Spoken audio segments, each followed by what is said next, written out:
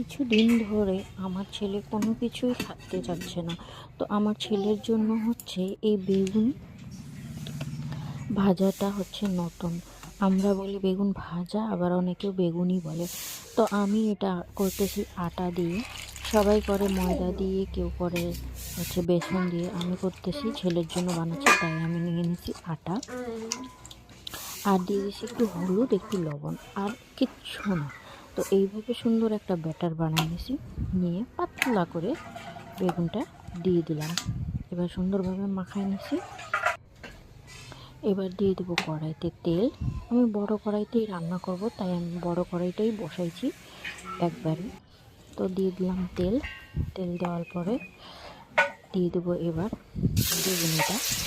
তো সাইডে একটু চিপকায় গেছে, আমাকে আর একটু আগায় নিয়ে যেতে লাগতো।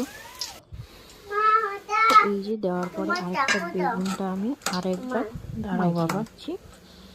বেগুনটা হয়েছে, এদিকে বসাইছি মুগের ডাল, আর ডালের অবস্থা দেখো, সব জল বেড়ে গেছে বাইরে। আর এই যে ওপাশে উল্টায় দেখলাম, এটা দেখতে যেমনই হোক কিন্তু খেতে ভালো লাগে। আর এই যে কালো জিরাটা আমি দিই নাই, মিস্টেক হয়ে গেছে, তাই এই যে অল্প কালো জিরা দিয়ে সেকেন্ডটা ভাইজে নিলাম। আর গরম ভাতের মধ্যে দিয়ে দিয়েছি অল্প একটু লবণ, আর দিয়ে দিলাম এই যে বেগুনটা। এটা দিয়ে আজকে ছেলেকে ভাত খাওয়াই দেবো এখন, আর পরে দুপুরে রান্না হবে আবার।